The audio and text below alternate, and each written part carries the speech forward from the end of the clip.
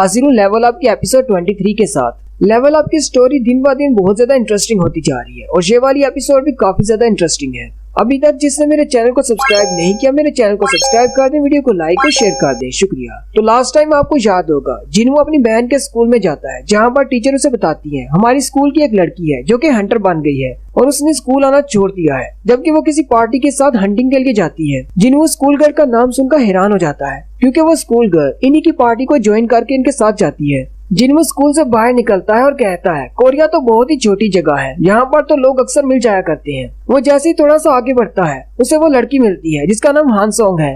हानसोंग भी उसे देखकर कहती है, मिस्टर तुम यहाँ पर क्या कर रहे हो? कहीं वो हंटर तुम तो नहीं जिसे मेरी टीचर चाहती थी कि मैं उसके साथ मिलूं? क्या तुम टीचर की तरफ से मुझे एडवाइस करने के लिए आए हो? जिन्हू अपने मोबाइल में जिना की पिक्चर निकालता है और हानसोंग से कहता है, क्या तुम मेरी बहन की दोस्त हो? हानसोंग उसे कहती है, ये तो जिना है, क्या तुम जिना के भाई हो? मैं एक बार तुम्हारी बहन के साथ हॉस्पिटल तुम्हें देखने के लिए भी आई थी, लेकिन तुम्हें देखा नहीं था, बाहर ही खड़ी रही थी। हानसोंग जिन्हू से कहती है, मुझे नहीं पता कि मेरी टीचर ने मेरे खिलाफ कौन सी बातें की हैं, लेकिन एक बात मैं तुम्हें बता दूं, मैं स्कूल वापस नहीं आने वाली, मुझे हंटर बनना है। जिन्हू हानसोंग से कहता है, तुम एक ई रैंक की हंटर हो, नॉर्मल अटैक्स मॉन्स्टर्स के ऊपर काम नहीं करते, तुम्हें अपने लिए एक वेपन खरीदना होगा और वेपन बहुत ज्यादा महंगा होता है। तुम एक वेपन खरीद भी लेती हो तो तुम उससे सिर्फ 2-4 बार ही मॉन्स्टर्स को मार पाओगी, फिर तुम्हें एक नया वेपन खरीदना होगा। इस बिजनेस में तुम्हें जरा भी फायदा नहीं होगा। कहीं तुम ऐसा तो नहीं सोच रही कि तुम मॉन्स्टर्स को अपने हाथों से ही मार सकती हो? तुम्हें क्या लगता है हमारी पार्टी को ज्वाइन कर लेने से तुमने कुछ पैसे कमा लिए हैं तो इसका मतलब तुम डंजन्स के अंदर जाने के काबिल हो गई हो? हानसोंग जिन्हू से कहती है, तुम अपना लेक्चर बंद करो, मुझे पता है कि तुम भी एक ई रैंक के हंटर हो। जिन्हू सोचता है, ये लड़की तो बहुत ज्यादा तेज है, मुझे तो बोलने भी नहीं दे रही, ये तो बिल्कुल मेरे जैसी है। जिन्हू से कहता है कि तुम्हें परेशान होने की जरूरत नहीं, मैं यहाँ पर तुम्हें ये कहने के लिए नहीं आया कि तुम्हें एक हंटर का काम नहीं करना चाहिए। आजकल के बच्चे तब तक किसी बात पर यकीन नहीं करते जब तक कि उसे अपनी आंखों से न देख लें। हानसोंग जिन्हू से कहती है, अब इस बात का क्या मतलब है? अगर तुम मुझे एडवाइस करने के लिए नहीं आए तो तुम यहाँ पर क्या करने के लिए आए हो? जिन्हू से कहता है, मैं तुम्हें एक फुल फ्लेज हंटर बनाने के लिए आया हूँ।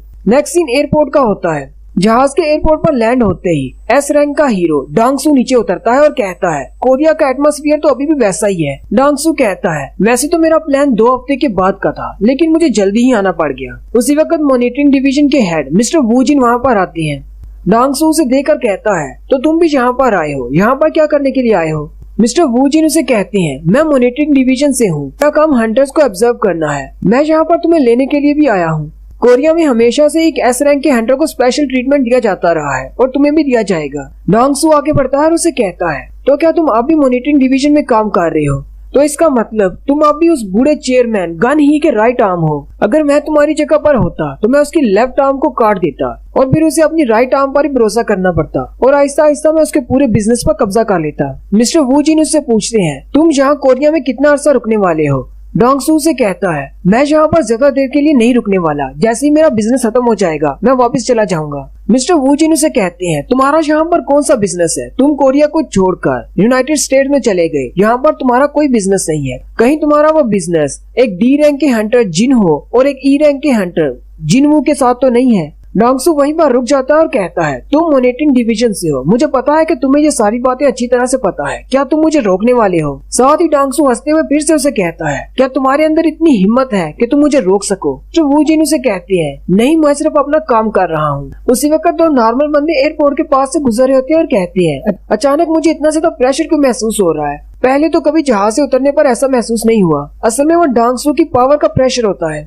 डांगसू आगे बढ़ता है और वूजिन के कंधे पर हाथ रखते हुए उसे कहता है, तुम तो बहुत ही अच्छे इंसान हो, क्यों ना तुम उस बूढ़े खूसर को छोड़कर स्कैवेंजर गिल्ड को ज्वाइन कर लो और हमारे साथ अमेरिका आ जाओ, हम तुम्हें यहाँ से ज्यादा अच्छी सैलरी देंगे। वूजिन सोचता है, इसका भाई जिसका नाम डांगसुक था उसके ऊपर बहुत सारे कमजोर ई रैंक या डी रैंक के हंटर्स को मारने का इल्जाम था, लेकिन हम लोग कभी भी उसकी इन्वेस्टिगेशन नहीं कर पाए, सिर्फ इस एस रैंक के हंटर डांगसू की वजह से, जो कि उसका छोटा भाई है। ना सिर्फ मॉनिटरिंग डिवीजन बल्कि बड़े बड़े हंटर्स भी इसके नाम से डरते हैं। नेक्स्ट सीन एक ऐसे एरिया का होता है जहाँ पर एक डंजन ओपन होती है। असल में वो व्हाइट टाइगर गिल्ड का एरिया होता है। व्हाइट टाइगर गिल्ड वाले अपने नए रिक्रूट किए हुए साथियों को एक सी रैंक की डंजन के अंदर एक्सपीरियंस के लिए लेकर जाते हैं।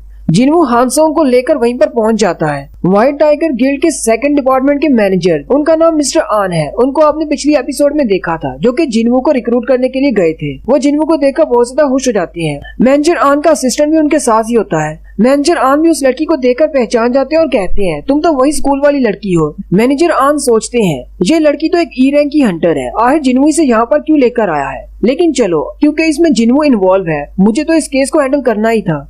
थोड़ी देर पहले मुझे जिन्हू की कॉल आई थी। जिन्हू ने मुझे कहा था कि वो हमारी ट्रेनिंग को देखना चाहता है एक डंजन के अंदर कि हम लोग कैसे ट्रेनिंग देते हैं। मुझे लगता है कि जिन्हू को हमारे व्हाइट टाइगर गिल्ड में इंटरेस्ट पैदा हो रही है। अब क्योंकि ये रिक्वेस्ट जिन्हू की तरफ से है जिसे मैं अपनी टीम में ज्वाइन करवाना चाहता हूँ, तो मैंने इसको बिना किसी वजह के मान लिया। मुझे लगता है कि अगर ये हमारी ट्रेनिंग सिस्टम को देखकर खुश हुआ तो ये हमारे व्हाइट टाइगर गिल्ड को ज्वाइन कर लेगा। मुझे अपना बेस्ट देना होगा ताकि ये खुश हो जाए और इसे हमारे व्हाइट टाइगर गिल्ड में इंटरेस्ट पैदा हो। मैनेजर ऑन उनको सारी डिटेल्स बताते हैं और कहते हैं इस एरिया के ज्यादातर लोग अपने घरों को छोड़कर चले गए हैं क्योंकि इस एरिया में बहुत ज्यादा डंजन्स ओपन होती है, इसलिए कोई भी यहाँ पर रहना नहीं चाहता। यहाँ पर एक सी रैंक का गेट ओपन हुआ है। हम अपने सारे नए रिक्रूट्स को इसी डंजन के अंदर लेकर जाएंगे और उन्हें सिखाएंगे कि कैसे मॉन्स्टर्स को मारना है। वहीं पर व्हाइट टाइगर गिल्ड की तरफ से एक ए रैंक का हंटर होता है। वो उनसे कहता है अपनी बातें बंद करो, 9 बज चुके हैं, चलो डंजन के अंदर चलते हैं। हम यहाँ पर किसी पिकनिक के लिए नहीं आए। उसने एक बड़ा सा आर्मर पहना होता है और साथ ही उसके पास एक बड़ी सी शील्ड भी होती है। जिन्हू मैनेजर आन से पूछता है ये बंदा कौन है। मैनेजर आन उसे कहती है ये एक ए रैंक का हंटर है। वैसे ये भी हमारा एक नया रिक्रूट है, लेकिन जब इसे पता चला कि मैंने तुम लोगों की रिक्वेस्ट को एक्सेप्ट कर लिया है तो ये बहुत ज्यादा गुस्सा है क्योंकि तुम दोनों यहाँ पर ई रैंक के हो, इसी वजह से। मैनेजर ऑन जिन्हू को बताते हैं ये एक ए रैंक का हंटर है और ये एक टैंक टाइप हंटर है और इसका नाम किम चुल है। हमारे गिल्ड की तरफ से टोटल 14 हंटर जा रहे हैं जिनमें एक ए रैंक का हंटर है, 7 बी रैंक के हंटर हैं और 4 सी रैंक के हंटर हैं। तुम्हें इतने सारे बी रैंक के हंटर्स को देखकर लग रहा होगा कि इनके सामने तो सी रैंक की डंजन कुछ भी नहीं, लेकिन ये सारे अभी न्यूली रिक्रूटेड हैं, इसलिए इनको ज्यादा एक्सपीरियंस नहीं है। ये पहली बार आज सी रैंक की डंजन में जा रहे हैं। जबकि जिन्हू सोच रहा होता है एक ए रैंक का हंटर और 7 बी रैंक के हंटर, इससे तो डंजन बहुत ज्यादा इजी हो जाएगी। मैं तो यहाँ पर हांसों को सिखाने के लिए लाया था एक ई रैंक का हंटर कितना ज्यादा कमजोर होता है। साथ ही जिन्हू कहता है चलो ये भी अच्छा है, हांसों को पता चलेगा कि एक ई रैंक का हंटर कितना ज्यादा कमजोर होता है बाकी रैंक्स के हंटर के सामने। लेकिन हांसोंग बहुत ज्यादा एक्साइटेड होती है और जिन्हू से कहती है हम लोग कब डंजन के अंदर जाएंगे। मैनेजर आन का असिस्टेंट आगे बढ़ता है और जिन्हू से कहता है अब जबकि तुम भी पार्टिसिपेट कर रहे हो तो मैं चाहता हूँ कि तुम साइड पर खड़े रहकर बस देखो, क्योंकि हमें पता है कि तुम बहुत ज्यादा पावरफुल हो।